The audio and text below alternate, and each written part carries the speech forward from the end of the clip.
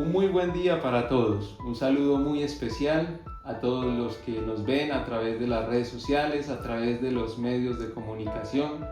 Es una alegría inmensa compartir con ustedes este tercer episodio del podcast mariano. Este podcast que estamos desarrollando desde el Seminario San Pedro Apóstol con razón del año mariano. Así que hoy tenemos un invitado muy especial para buscar esos fundamentos de la devoción a la Virgen, para empezar a conocerla un poco más. Aquí nos acompaña el día de hoy el Padre Jerónimo. El Padre Jerónimo Walker es profesor aquí en nuestro seminario, profesor desde hace mucho tiempo, ¿cierto, Padre?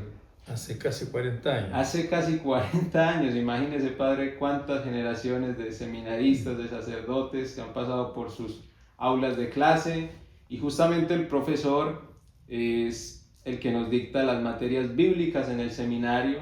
También nos enseña las lenguas bíblicas, nos enseña griego, hebreo, y es una alegría muy grande poderles compartir un poquito de eso que se vive en cada una de sus clases, Padre, ese aprendizaje, esa enseñanza, ese enriquecimiento. Bienvenido, Padre. Muchas gracias por la invitación, sobre todo con ocasión en este año mariano de tratar lo más maravilloso que Dios nos ha dejado, que Cristo nos ha entregado en la cruz, que entregarnos a la Virgen Santísima junto con el don del Espíritu Santo. Bien, Padre. Entonces, quisimos hacer unos primeros episodios donde podamos entregarle a las personas aquellos fundamentos del conocimiento y de la devoción a la Virgen Santísima. Y todo católico debería saber que ese primer fundamento, quizá donde se cimienta todo, donde parte todo, está en las Escrituras. Y yo sé que la inmensa mayoría de los católicos tiene una Biblia en su casa. Entonces la pregunta es, ¿será que la Virgen María está en las Escrituras? ¿Será que ese católico que tiene la Biblia en la casa la abre y puede allí aprender y conocer sobre la Virgen María? Y de manera muy especial nos gustaría enfocarnos hoy día en el Antiguo Testamento. Si podemos encontrar a la Virgen María en el Antiguo Testamento, yo creo que más de uno podrá estar pensando, no, pero si la Virgen María es del Nuevo Testamento, si la Virgen María empieza a aparecer a partir de la encarnación de nuestro Señor Jesucristo. Pero, ¿cómo podemos encontrar a la Virgen María en el Antiguo Testamento? ¿Qué nos puede compartir, Padre?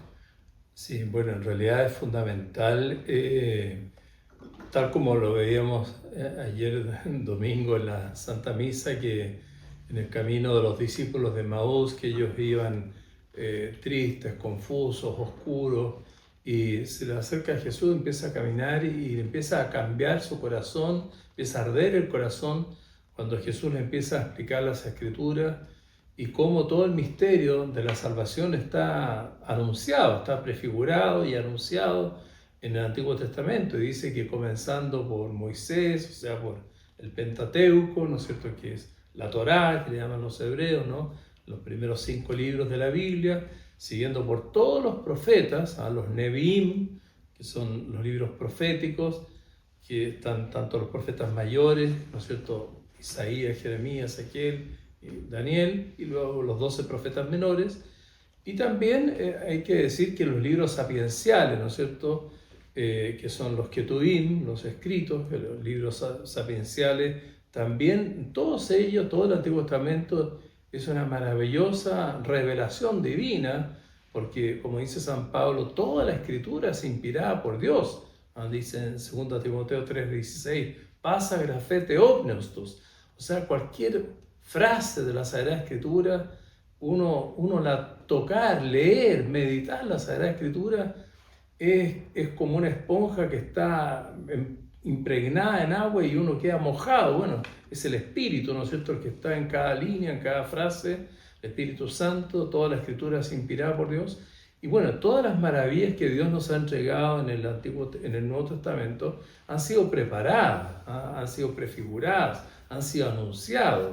El don del Espíritu Santo, el don de la Eucaristía, el don de la Virgen Santísima también María ha sido prefigurada, anunciada, preparado, todo el misterio es muy interesante ver cómo en la tradición de la iglesia, los padres de la iglesia, o sea, los primeros teólogos de los primeros 7 siglos de la historia de la iglesia, veían a la Virgen casi en cada página del Antiguo Testamento, veían una prefiguración, una imagen, y bueno, los padres de la iglesia eran apasionados por la Virgen Santísima. Los teólogos, por ejemplo, del siglo II, ahí San Justino, San Ireneo, en fin, San Efrén, después del siglo IV, San Ambrosio, en fin, y San Juan Damasceno más tarde, y todos ellos veían en la Sagrada Escritura estos misterios maravillosos de la salvación. Bueno, en el caso del Pentateuco, que siempre en el Antiguo Testamento lo primero es el Pentateuco, ¿no es cierto?, la Torá, ¿eh? Y bueno, en estos primeros 5 libros, en Génesis, Éxodo, Levítico, Números, Deuteronomio, de alguna manera ya está la base de todo, ¿no? Si uno, claro, en un tiempo tan corto, porque normalmente en las clases lo hacemos, tenemos años, ¿no es cierto?, para ir recorriendo las cosas, pero ahora en este ratito hacemos lo que se puede. Entonces, claro, uno tiene que centrarse en los textos principales, en Génesis. En el Génesis, por ejemplo, en el libro Bereshit, que es el primer libro de la Sagrada Escritura. A ver, padre, Sí. le hago una pequeña pausa. Usted, cuando parafraseó a San Pablo, dijo una frase que quizá muchos no le entendieron. ¿Eso qué idioma era? Eso es en griego. En griego, porque Claro. San Pablo, Nuevo Testamento, fue escrito en griego, ¿cierto? Todo el Nuevo Testamento, los 27 libros fueron escritos en griego. Ya. Ahora usted nos acaba de mencionar lo que todos conocemos por el Génesis, pero ha dicho otra palabra, Bereshit. Bereshit. ¿Y eso qué lengua es, padre? Eso es hebreo. Porque Hebreo. Y el Antiguo Testamento fue escrito en hebreo. la inmensa mayoría del Antiguo Testamento es en hebreo, salvo unos 7 pocos libros, 7 que son libros deuterocanónicos, Ya, que llaman. una pequeña interrupción Sí. para que los que escuchasen esa palabra y quizá no se sintieran tan familiarizados pudieran comprender. Pero adelante, padre, vamos a ver si la Virgen María aparece en el Génesis, que nos estaba recién diciendo. Bueno, ya desde el comienzo, cuando el Señor crea todo el mundo y crea al hombre, ¿no es cierto?, el Adán, el Ish, ¿no es cierto?, y se ve que, bueno, como dicen, no es bueno que el hombre esté solo, entonces hay que poner una Isha, la mujer.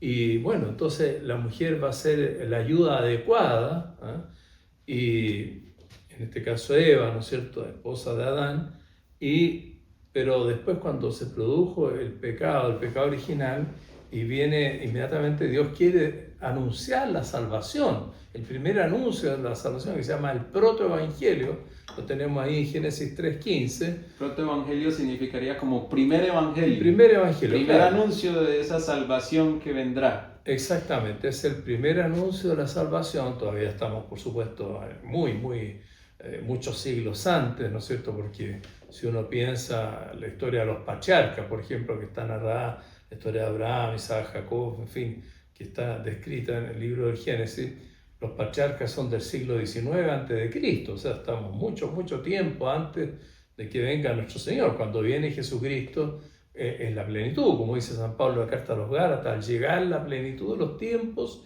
envió Dios a su Hijo nacido de mujer. O sea, esa es la culminación de la historia cuando viene el Mesías, el Mashiach, ¿no es cierto?, el ungido, el Salvador, que va a dar su vida por nosotros, y nacido de mujer. O sea, siempre María, es fundamental que nunca ver a Cristo sin María. Uno ve, por ejemplo, en San Mateo, en el Evangelio de la Infancia, cada vez que se habla del niño, toma al niño y a su madre, ¿eh? Siempre Cristo con María. Y eso desde el principio de la Sagrada Escritura. Entonces Adán, así como Adán, ¿no es cierto?, y Eva, bueno, después el nuevo Adán, ¿no es cierto?, Jesucristo, y María Santísima es la nueva Eva, como la llaman los San Justino, San Ireneo. Bueno, entonces en Génesis, cuando ocurre el pecado original, la primera caída, lamentable el pecado, pero Dios quiere llenar al mundo de esperanza, de buena noticia, algo positivo, maravilloso. Y entonces en esas palabras que Dios le dirige a la serpiente, a la Nahash, que fue la que indujo, el demonio, ¿no es cierto?, que induce al ser humano al pecado, y entonces Dios le dice ahí en Génesis 3:15, le dice a la serpiente, enemistad pondré entre ti y la mujer, entre tu descendencia y la suya, ¿no es cierto? Él te aplastará la cabeza, ¿no? Y tú le echarás el talón. Entonces ahí se ve que aunque al principio el hombre fue derrotado, está caído, es una humanidad caída por el pecado, pero después la historia va a terminar bien, va a terminar de manera positiva, con una gran victoria del hombre, por gracia de Dios, por pura misericordia de Dios, porque así como al principio hubo una oposición entre el hombre, entre la humanidad y la serpiente y el demonio, esa oposición, esa enemistad, esa Evá, que habla la Sagrada Escritura en hebreo, esa enemistad que hay entre la humanidad, ¿no es cierto?, descendiente de Adán, y el demonio y todos sus secuaces. Bueno, esa enemistad va a perdurar. Al principio ganó el demonio y uno pensaría, parece que el demonio es el que gana, pero al final va a venir, se anuncia ahí, que la victoria va a ser de la humanidad gracias a la descendencia de la mujer. ¿Por qué? Porque la descendencia finalmente va a aplastarle la cabeza a la serpiente.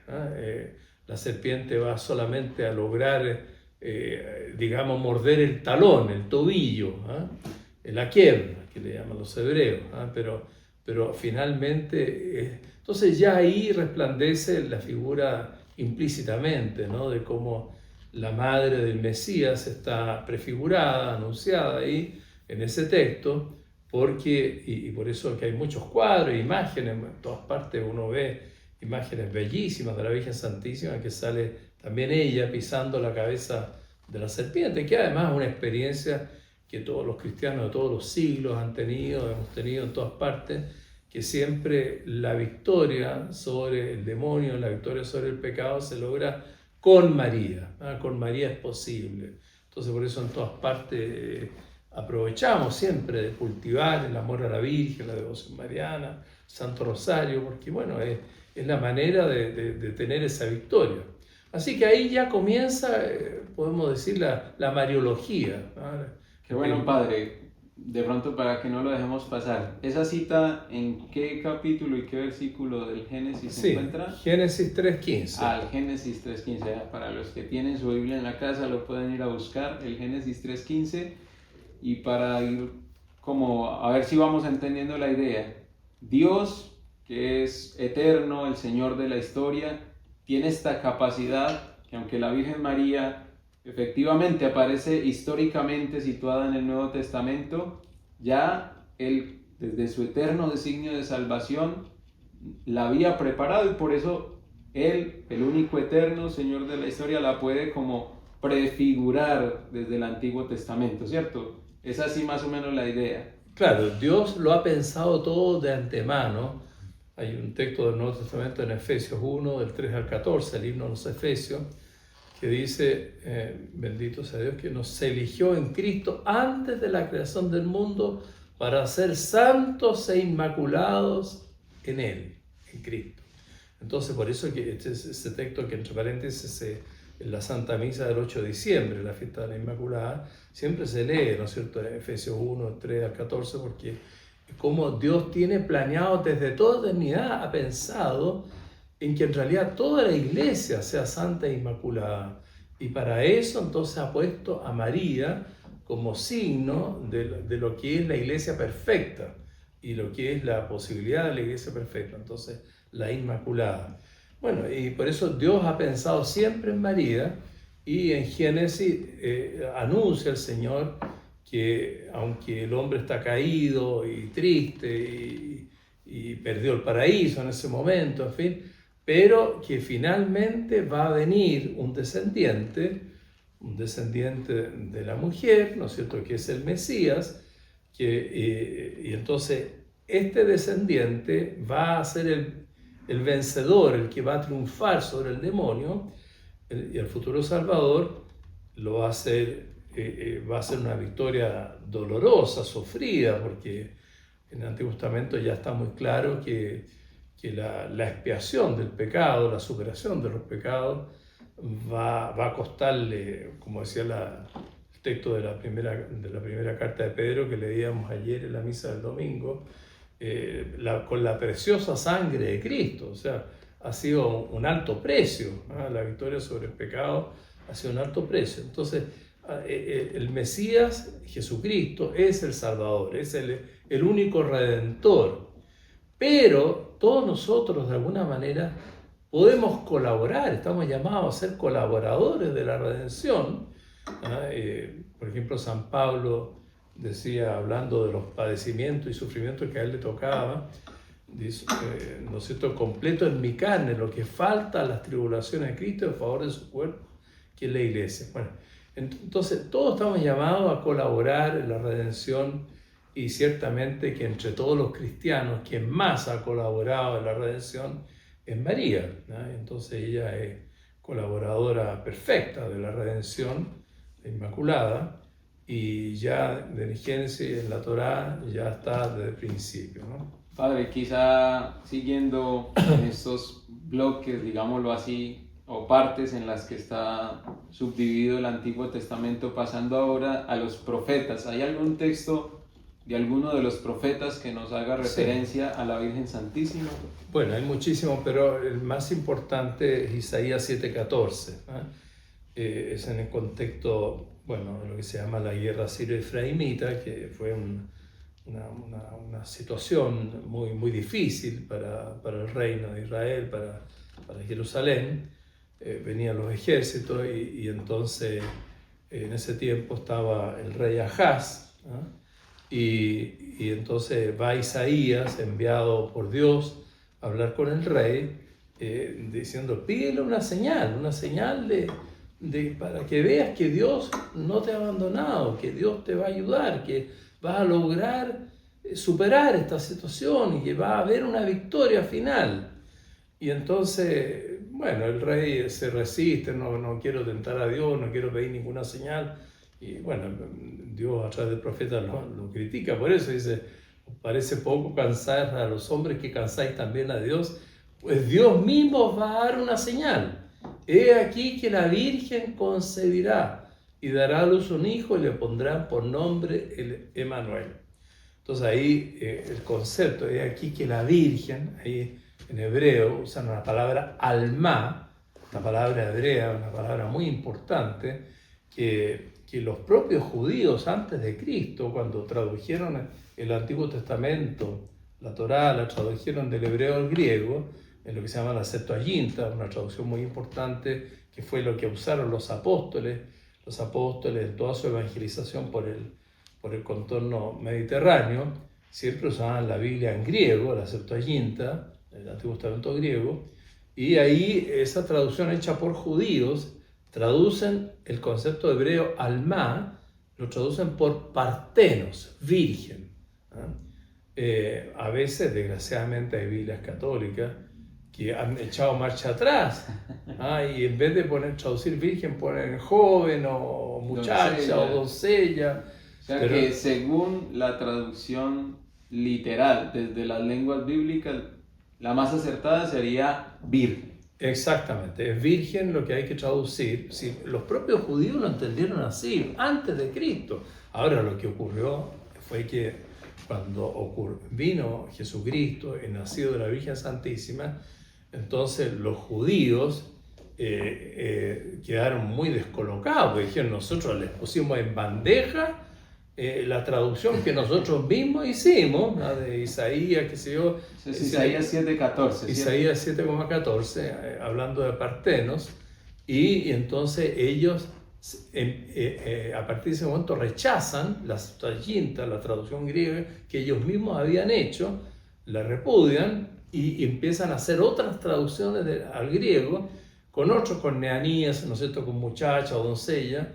Esas son las traducciones posteriores, la de Teodosión, la de Símaco, la de Áquila, en fin. Padre, ¿y hay algún evangelio que retome este texto de Isaías y lo vincule así explícitamente con nuestro Señor Jesucristo? Exactamente, claro. Mateo 1, cuando en la Anunciación a José, cuando ¿no es cierto?, se le anuncia a José el nacimiento del Salvador, y entonces se le explica a José, porque José estaba no sabía cómo entender esto que estaba pasando, que María estuviese encinta, y entonces el ángel se le aparece a José y le dice: no temas recibir a María tu esposa, porque lo concebido en ella viene del Espíritu Santo. Y entonces y le cita Isaías 7:14, que es el texto que hemos comentado, de aquí que la Virgen concebirá y dará a luz un hijo y le pondrán por nombre Emmanuel. Así que claramente el texto de Isaías 7 en la mente apuntaba hacia los acontecimientos del nacimiento de Cristo. O sea, aunque, a ver, siempre en los textos del Antiguo Testamento hay dos niveles, ¿no? Hay dos cosas que hay que tomar en cuenta, ¿no es cierto? Uno es el cumplimiento próximo, y otro el cumplimiento remoto, el más lejano. Entonces, el nivel próximo es el contemporáneo al profeta. En el caso de Isaías del siglo VIII a.C., él fue llamado por Dios el año 740, y entonces en ese momento el sentido inmediato de las palabras que estaba diciendo era referido al hijo de Ahaz, al hijo del rey Ahaz, que iba a ser un gran rey, Ezequías. Entonces, el primer sentido, el sentido que pudo entender Isaías, era ese. Pero ¿por qué Dios le encargó eso? Porque Dios tenía siempre en los textos, Dios tiene también un sentido futuro. Entonces, por eso es que esos textos después son citados con esperanza de que eso va a ocurrir. O sea, aunque Ezequías ya había muerto muchísimos años, pero naturalmente que el texto sigue esperando su cumplimiento pleno. Y por eso los textos bíblicos tienen un sentido que es de pasado, pero también un sentido de futuro, ¿no? Un sentido que se cumple, y por eso en el Nuevo Testamento, sobre todo San Mateo, a cada rato repite una expresión griega que dice gina pleroce torrecen, o sea, para que se cumpliera lo dicho, para que se cumpliera. Entonces, todos los textos del Antiguo Testamento adquieren su cumplimiento, ¿no? Como dice San Pablo, todas las promesas tienen su sí en él. Él es el amén, el cumplimiento, el sí de Dios, el sí, el cumplimiento pleno, verdadero. Estamos en la plenitud de los tiempos de los textos. Entonces uno no debe quedarse en el sentido primario, en el sentido pasado, que ciertamente es verdadero, pero es la primera parte, ¿no? Siempre uno, así como uno, no sé, si alguien está construyendo un edificio y primero hace los hoyos, hace, qué sé yo, para hacer los cimientos, y no debe conformarse, ya está listo el edificio. No, esa es la primera parte, es necesario hacer el hoyo para hacer una excavación y hacer los cimientos, pero obviamente que el edificio sea mucho más completo, más alto, más hermoso. Y ese es el cumplimiento perfecto, la culminación del plan. Así como en el caso de una construcción, el plan es el arquitecto el que hace el plano, ¿eh? Y entonces lo primero es un cumplimiento, pero básico, poner los cimientos. Pero el cumplimiento pleno, perfecto, acabado, es el Nuevo Testamento. Padre, ya para ir concluyendo y pasando a esta otra sección de los libros sapienciales, sí, se le llama a la Virgen María Madre del Amor Hermoso. ¿Pero esto está en la Biblia o no? Sí. Terminemos sacando a las personas de esa duda y mirando a ver si se encuentra esta expresión en las Sagradas Escrituras. Sí, bueno, ese es un texto muy importante, porque a ver, los libros sapienciales, o sea, estamos hablando libros de Proverbios, de Job, de Coelet, o sea, Eclesiastés, de Eclesiástico y libro de la Sabiduría, forman una especie de Pentateuco sapiencial, 5 libros de sabiduría maravillosos, muy iluminadores para la vida, y uno de ellos es Siracida, ¿no es cierto?, el Eclesiástico, que es un libro grande, no sé, 51 capítulos, y en el centro, en el capítulo 24, está ese anuncio maravilloso, ¿no?, que es un texto cristológico en realidad, pero que tiene, unido a la profecía de Cristo, tiene también el pensamiento de María. Entonces en Eclesiástico 24:18 dice, referido a María, yo soy la madre del amor hermoso.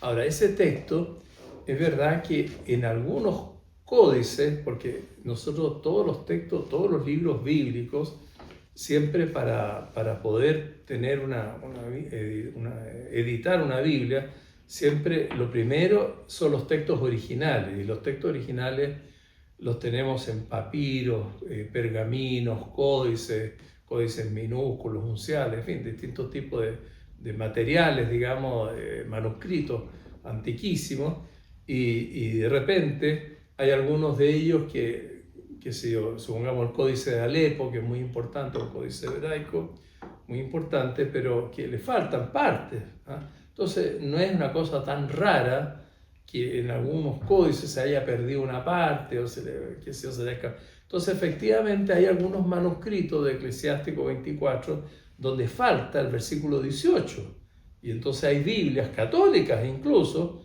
que cuando uno va al libro del Eclesiástico, al capítulo 24, y uno va a la numeración y va del 17 pasa al 19, ¿y dónde está el 18? ¿Ah? Se desapareció. Se desapareció, claro, y algunos ponen en notas de pie, no, es que en algunos manuscritos falta el versículo 18, pero eso no es legítimo. Siempre hay algún manuscrito, o sea, no hay prácticamente ningún manuscrito es completo. Todo manuscrito es parcial, porque se han perdido una parte, que se yo, en algunos libros completos se le han perdido, y entonces es el conjunto de los manuscritos, que es un conjunto apasionante, muy grande. Por ejemplo, para el Nuevo Testamento tenemos más de 6.000 manuscritos distintos, de distintas épocas, de distinta amplitud, en fin, que nos permiten reconstruir el texto original griego de cada uno de los 27 libros del Nuevo Testamento.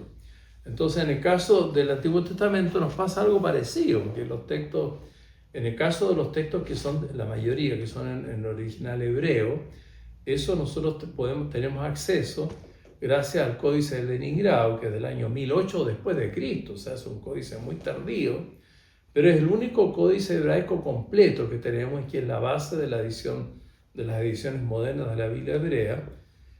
Los otros códices son incompletos, y los hallazgos que se hicieron en el desierto de Judea en 1948, en las cuevas de Qumran, permitieron encontrar para algunos libros un texto mucho más antiguo, el caso de Isaías, pero el único libro que se puede reconstruir íntegramente en base a Qumran es Isaías, el único, ¿no? Bueno, entonces en definitiva hay que decir que siempre hay que considerar los manuscritos, los papiros, pergaminos, códices de distintos, unos son de origen vegetal, otros animal. Y veíamos en clase, le compartimos a los los que nos oyen, que de todas maneras la Iglesia tiene una traducción oficial de la Sagrada Escritura, ¿cierto? La que se llama la Neo-Vulgata. Claro. Y ahí nos sirve como guía a nosotros cuando de repente hay un texto que, como usted nos decía, se desaparece, poder mirar allí la Iglesia, asistida por el Espíritu Santo, cómo lo ha discernido. Y para alegría de nosotros, para gloria de la Virgen Santísima, este texto está incluida en la edición Neo-Vulgata, ¿cierto, padre? Exactamente, está en la Neo-Vulgata, y esto es muy importante, que así como en una familia, aunque todos tienen la misma dignidad, pero hay roles de conducción especiales que tiene el papá, la mamá, sobre todo los hijos. Bueno, así también en el pueblo de Dios, en la Iglesia, Dios ha confiado eso al magisterio. Es muy importante el rol del Papa, ¿no es cierto? Entonces, los papas de todos los siglos forman el conjunto del magisterio. El magisterio estudia con mucha calma y minuciosamente con las comisiones correspondientes, y se ha logrado llegar a la edición más segura y completa de la Sagrada Escritura, que es la Neo-Vulgata, que fue promulgada en 1979 por San Juan Pablo II mediante una constitución apostólica Scripturarum Thesaurus. Y entonces ese texto es la verdadera Biblia católica. Todas las demás, que uno va a una librería, no, si esta Biblia es Biblia católica. Pero sí, o sea, son todas muy buenas y todas tienen mucha palabra de Dios. Pero así, completa, exacta, la Neo-Vulgata. Y la Neo-Vulgata mantiene Eclesiastes 24:18, yo soy la madre del amor hermoso. Entonces, ese texto no lo podemos quitar y ha sido parte de la historia de la espiritualidad, en la vida litúrgica, espiritual, en la vida de los santos, en fin. Bueno, Padre, le agradecemos profundamente que haya tenido este detalle de poder venir a acompañarnos, a ser parte de este podcast, de este programa, y le agradecemos muchísimo también todo lo que nos ha podido transmitir. Esperamos que sea de mucha riqueza y de mucho fruto para todos los que nos ven, para los que nos oyen. Así que nada, Padre, muy agradecidos, Dios lo bendiga y esperemos quizá en una próxima oportunidad poder volver a tenerlo por aquí en nuestro podcast, Padre. Sí, gracias por la invitación. Claro, en un tiempo tan corto es imposible porque el misterio de la Virgen es un pozo inagotable y bueno, habría que estar de María nunca satis, nunca es suficiente. Muchas gracias, Padre. Gracias. Dios le pague.